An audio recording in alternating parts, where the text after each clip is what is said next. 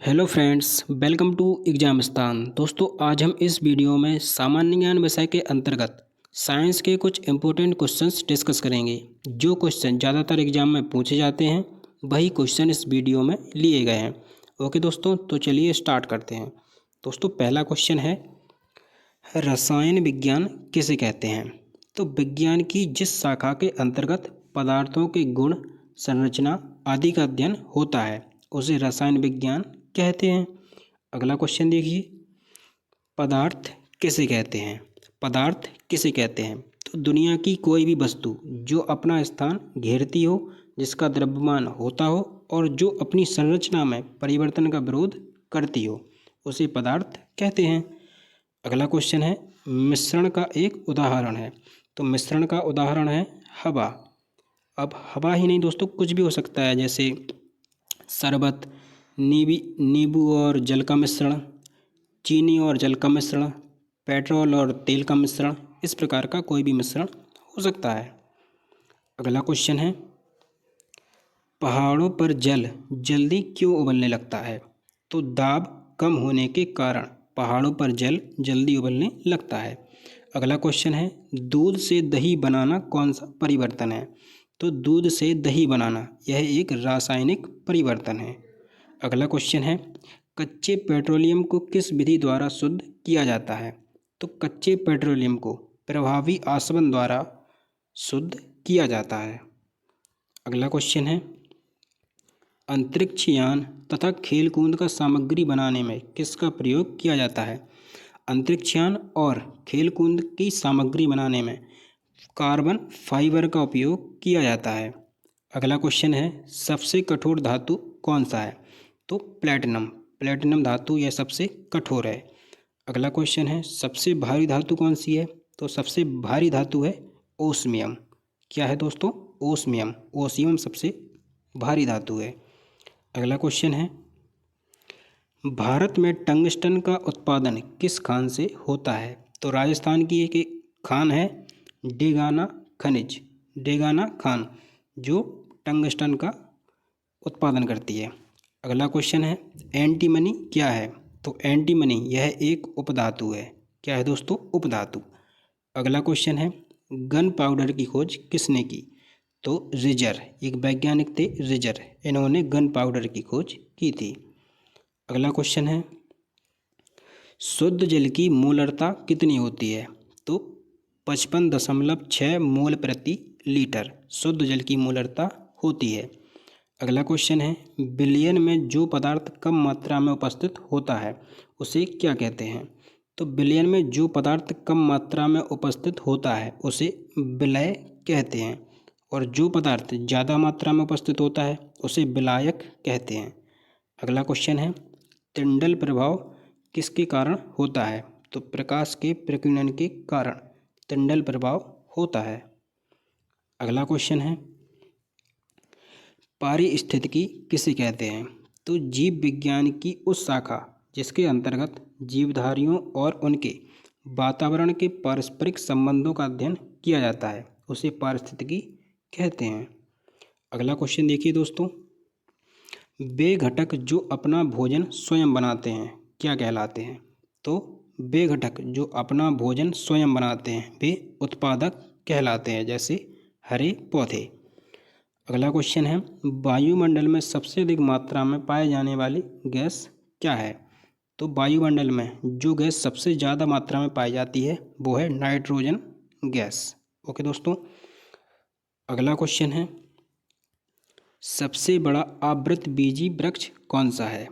सबसे बड़ा आवृतबीजी वृक्ष है यूकेलिप्टस। ओके दोस्तों, यूकेलिप्टस। अगला क्वेश्चन देखिए, सबसे छोटा आवृतबीजी पौधा कौन सा है? तो सबसे छोटा तो लेमन, यह सबसे छोटा आवृतबीजी पौधा है। अगला क्वेश्चन है, सबसे बड़ी पत्ती वाला पौधा कौन सा है? तो वह पौधा जिसकी पत्ती बड़ी होती है तो वह है विक्टोरिया रिजिया। ओके दोस्तों, यह सबसे बड़ी पत्ती वाला पौधा होता है। अगला क्वेश्चन है, सबसे बड़ा फल कौन सा है? तो सबसे बड़ा फल है Lodoicea, Lodoicea double coconut. Okay दोस्तों। अगला क्वेश्चन देखिए, सबसे बड़ा पुष्प कौन सा है? तो सबसे बड़ा पुष्प है रैफलेशिया। कौन सा है दोस्तों? रैफलेशिया। अगला क्वेश्चन, विश्व के समस्त पारिस्थितिकी तंत्रों को मिलाकर क्या कहते हैं? तो विश्व के समस्त पारिस्थितिकी तंत्रों को मिलकर जीवमंडल या जैवमंडल कहते हैं। अगला क्वेश्चन है, भूमि प्रदूषण के मुख्य स्रोत क्या है? तो मृदा प्रदूषण भूमि प्रदूषण के मुख्य स्रोत हैं। अगला क्वेश्चन, घटिया स्पंज का प्रयोग किसके लिए होता है? तो घटिया स्पंज का प्रयोग ध्वनि प्रदूषण के लिए होता है। अगला क्वेश्चन, सामाजिक जंतु कौन से हैं? तो चींटी और दीमक, ये सामाजिक जंतु कहते हैं इन्हें। अगला क्वेश्चन, सीपिया मोलस्का का प्रचलित नाम क्या है? सीपिया मोलस्का का प्रचलित नाम है कटल फिश। क्या है दोस्तों? Cuttle fish. एक वयस्क मनुष्य में कितने लीटर रक्त होता है? तो एक वयस्क मनुष्य में लगभग 5 से 6 लीटर खून होता है। अगला क्वेश्चन, रक्त का थक्का बनाने के लिए अनिवार्य प्रोटीन कौन सा है? तो रक्त का थक्का बनाने के लिए अनिवार्य प्रोटीन है फाइब्रोनोजन। क्या है दोस्तों? फाइब्रोनोजन। और अगर पूछे कि रक्त का बनाने में कौन सा विटामिन मदद करता है, तो विटामिन के, जो रक्त का थक्का बनाने में मदद करता है। अगला क्वेश्चन है, रक्त का थक्का बनाने में सहायक विटामिन कौन सा है? तो विटामिन के, जो रक्त का थक्का बनाने में सहायता प्रदान करता है। अगला क्वेश्चन देखिए, मस्तिष्क का सबसे विकसित भाग है? तो मस्तिष्क का सबसे विकसित भाग है सेरिब्रम। ओके दोस्तों। अगला क्वेश्चन, शरीर की सबसे छोटी हड्डी कौन सी है? शरीर की सबसे छोटी हड्डी है स्टेपिस, जो कान में पाई जाती है। कहाँ पर दोस्तों? कान में। ओके दोस्तों। अगला क्वेश्चन, शरीर की सबसे बड़ी हड्डी कौन सी है? तो फीमर। फीमर शरीर की सबसे बड़ी हड्डी है जो जांघ में पाई जाती है। अगला क्वेश्चन, कंकाल तंत्र के क्या कार्य हैं? तो शरीर को निश्चित आकार प्रदान करना, श्वसन एवं पोषण में सहायता प्रदान करना, एक कंकाल तंत्र के प्रमुख कार्य हैं। अगला क्वेश्चन, मलेरिया रोग किस परजीवी के कारण उत्पन्न होता है? तो मलेरिया रोग प्लाज्मोडियम परजीवी, जो एक मादा एनाफिजिल है, जिसके कारण मलेरिया रोग उत्पन्न होता है। अगला क्वेश्चन, कैंसर कितने प्रकार के होते हैं? कैंसर 4 प्रकार के होते हैं। अगला क्वेश्चन, छोटी आंत की माप क्या है? तो छोटी आंत की माप 7 मीटर होती है और जिसका व्यास है 2.5 सेंटीमीटर। ओके दोस्तों। अगला क्वेश्चन, मानव शरीर में पेशियों की कुल संख्या कितनी होती है? मानव शरीर में पेशियों की कुल संख्या 639 होती है। अगला क्वेश्चन, शरीर के भीतर रक्त परिभ्रमण में लगभग कितना समय लगता है? तो शरीर के भीतर रक्त परिभ्रमण में लगभग 23 सेकंड का समय लगता है। अगला क्वेश्चन, हृदय की रक्त पंप करने की क्षमता कितनी होती है? तो हृदय की रक्त पंप करने की क्षमता 4.5 लीटर प्रति मिनट होती है। अगला क्वेश्चन, गुर्दे का भार लगभग कितना होता है? तो गुर्दे का भार 150 ग्राम होता है, ये लगभग में है। अगला क्वेश्चन, जीवन की उत्पत्ति के समय कौन सी गैस नहीं थी? जीवन की उत्पत्ति के समय ऑक्सीजन गैस नहीं थी। अगला क्वेश्चन, टिकाऊ विकास में मुख्य 5 क्षेत्र कौन कौन से हैं? टिकाऊ विकास में मुख्य 5 क्षेत्र हैं जल, ऊर्जा, स्वास्थ्य, कृषि तथा जैव विविधता।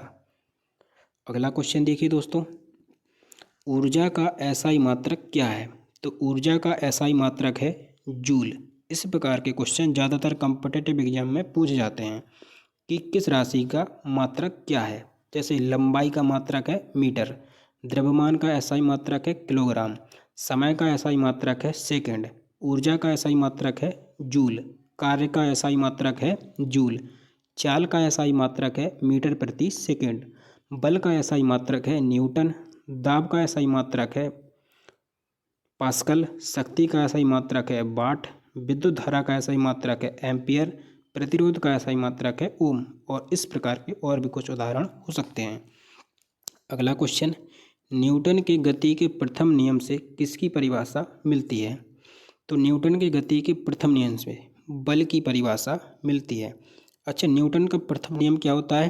तो न्यूटन का प्रथम नियम है कि जो वस्तु विराम अवस्था में है वो विराम अवस्था में ही रहेगी जब तक कोई उस पर बाहरी बल ना लगाया जाए। ओके दोस्तों, अगला क्वेश्चन, संतुलन कितने प्रकार के होते हैं? संतुलन 3 प्रकार के होते हैं, स्थायी, अस्थायी और उदासीन। कितने दोस्तों? स्थायी, अस्थायी और उदासीन। अगला क्वेश्चन है, कार्य करने की दर को क्या कहते हैं? कार्य करने की दर को शक्ति कहते हैं। अगला क्वेश्चन, कोई नाव पानी में कब डूब जाएगी? तो अपने आयतन के बराबर पानी हटने पर नाव जल में डूब जाएगी। अगला क्वेश्चन, पारे का हिमांक कितना होगा? तो पारे का हिमांक 39 डिग्री सेल्सियस होता है। अगला क्वेश्चन देखिए दोस्तों, वस्तु का घनत्व और 4 डिग्री सेल्सियस पर पानी के घनत्व के अनुपात को क्या कहते हैं? तो आपेक्षित घनत्व कहते हैं। अगला क्वेश्चन, साबुन के घोल में बुलबुले बड़े क्यों बनते हैं? साबुन के घोल में उसका पृष्ठ तनाव कम हो जाता है जिस कारण साबुन के घोल में बुलबुले बड़े बनते हैं। अगला क्वेश्चन देखिए, यदि विकृति आयतन में हो तो उसे क्या कहते हैं? तो विकृति आयतन में हो तो उसे आयतन प्रत्यास्थता गुणांक कहते हैं। क्या कहते हैं दोस्तों? आयतन प्रत्यास्थता गुणांक। अवरक्त विकिरण की खोज किसने की? अवरक्त विकिरण की खोज हर्शेल ने की थी। अगला क्वेश्चन, दृश्य विकिरण की खोज किसने की? दृश्य विकिरण की खोज न्यूटन ने की थी। अगला क्वेश्चन है, आवर्तकाल किस पर निर्भर नहीं करता? तो लोलक के द्रव्यमान पर आवर्तकाल निर्भर नहीं करता है। अगला क्वेश्चन देखिए, ठोस में ऊष्मा का संचरण किस विधि द्वारा होता है? चलन विधि द्वारा ठोस में ऊर्जा का संचरण होता है। अगला क्वेश्चन, गैसों एवं द्रवों में ऊष्मा का संचलन किस विधि द्वारा होता है? तो संवहन विधि द्वारा। अगला क्वेश्चन, नियत ताप पर द्रव के एकांक द्रव्यमान को वाष्प में बदलने के लिए आवश्यकता ऊष्मा की मात्रा को क्या कहते हैं? तो 80 कैलोरी प्रति ग्राम। अगला क्वेश्चन है, ऊष्मा के संचलन की कितनी विधियां हैं? तो ऊष्मा के संचलन की 3 विधियां हैं, चालन, संवहन और विकिरण। ओके दोस्तों आपको वीडियो अच्छी लगे, हेल्पफुल लगे तो प्लीज़ वीडियो को लाइक करें और चैनल को सब्सक्राइब करें। Thank you.